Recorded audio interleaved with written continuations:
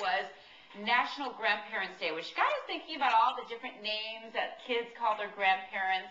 So with us today is Charpio, author of You Can Call Me Hoppa, The Grandparent's Guide to Choosing a Name That Fits. It's good to see you. Thanks for having me. I was laughing because you don't have kids yet, but when it came time for my mother to become a grandmother for the first time, which was to my son, there was a big debate about the name. She didn't want to be called grandma? No.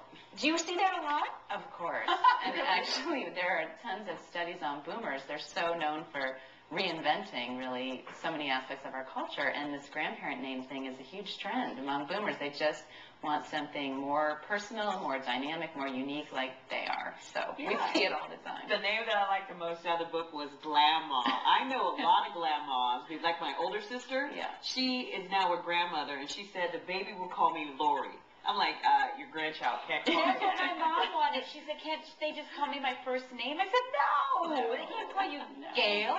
Well, that's kind of why we wrote the book, because like you said, Lisa, everyone, I feel like it's a question that happens 100% of the time when you announce you're pregnant. That right. The grandparents always have to say, okay, what are we going to be called? And for some of them, it's probably an easy answer, and maybe it's a traditional name that they've had in their family for years. But for our family, it was a big struggle. Yeah. So we wrote the book to try to kind of give some options, and there's hundreds of names in there, and if you don't find the name that's right for you, we're hoping it gets people thinking a little differently about, you know, the name that grandparents are probably going to have for decades. Yeah, grandparents live a long, living a very long time. And for a lot of grandparents, I know for my mom and Bruce's mom, they did not want to be called what their mother was called, because they held that special title. Like my grandmother was Nana. My mom's like, I can't take Nana's name. And then my Bruce's mom, we called her Omi, which you have all the different translations for all the different languages. And Oma is grandmother in German, but the kids changed it to Omi to make it cuter. You know, so there's all these variations. Of course. And the kids part, there's a whole section in the book called Out of the Mouths of Babes, because we kind of say, you know, you can choose any name that you like, but as soon as that little child utters some version of it, it'll melt your heart and you'll stick with it for years. And that's what happened to us. Is that why You Can Call Me Hoppa? Yes. Is that what they... My dad just decided, well, you know, they didn't get all that creative and it was going to be Grandpa. And when my daughter started talking, it came out as Hoppa. And we tried to change it a few times. No, Brookie, it's Grandpa. It's not Hoppa. It's Grandpa. It's not Hoppa. And then finally one day we kind of looked at each other and said, it's so much cuter, and it actually very much fits his personality. Yeah. It's very Dr. Seussian, because we're both hop on pop. That's so right. It's kind of a combination of that. And it was easy for her to say, and now I have a 2.5-year-old son, and he loves it, and it's easy to say. So. Do you know what I noticed, though? My girlfriend's kids, or her son calls his mom, his grandmother and grandpa, Gods and Pops.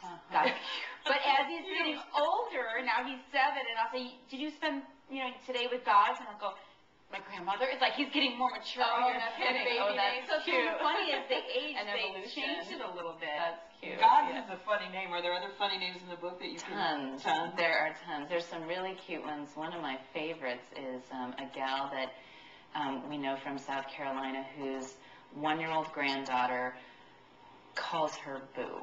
And it started because this woman would go, every time she saw this child, she played peekaboo with her. Sure. And so she's only 1 year old, and she kind of refers to her one day when she walks in the house as Boo, and the woman just said, that's it. She's basically acting as though that's my name, and I love it. So she calls her Boo years later, So there's tons of adorable stories You in see there. how it happens, and you have to take whatever name that the child kind of gives you, and you take it. I know Jay called me Baba for the first 4 years. I never, Mommy. Really? Baba, because I read him a book about a goat that or a sheep that was Baba. I mean, it's the weirdest thing. But I noticed that a lot of the grandmothers out there who are young and hip, they don't want grandmother, they don't want Grammy, they don't want... Grandma is... My mom wanted She's like, Gigi, call me Grandma Gail, so Gigi. So that's exactly. That's very common, too. We hear that one a lot. And there's so many great ones. And I think the fun thing about it is that we're hoping, when we get pregnant, I don't know, Lisa, if you did this when you got pregnant for the first time, but... I tried to find a bib that says, I love you, Grandma, or something to announce that I was pregnant.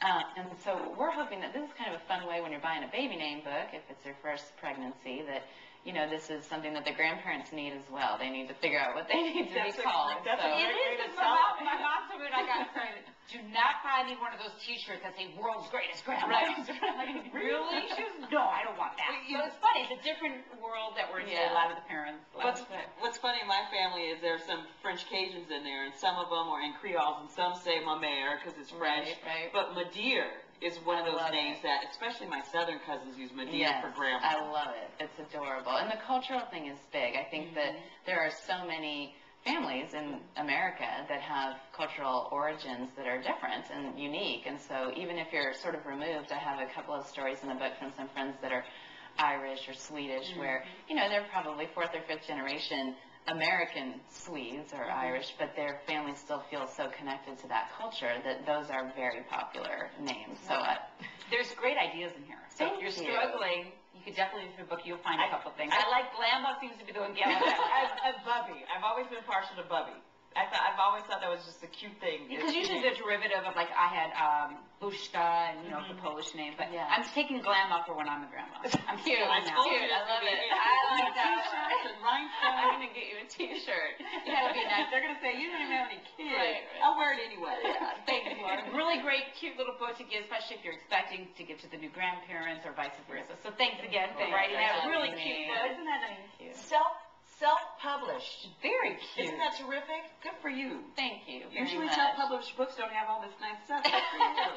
I had some wonderful people help me with it. And if you want the information on the book, we'll have it on our website hotline where you can get it. Thanks again, Lauren, for sharing that with us. Thank you. Mom, Gigi, Grammy, all of you. Grandma. Grandma, her name.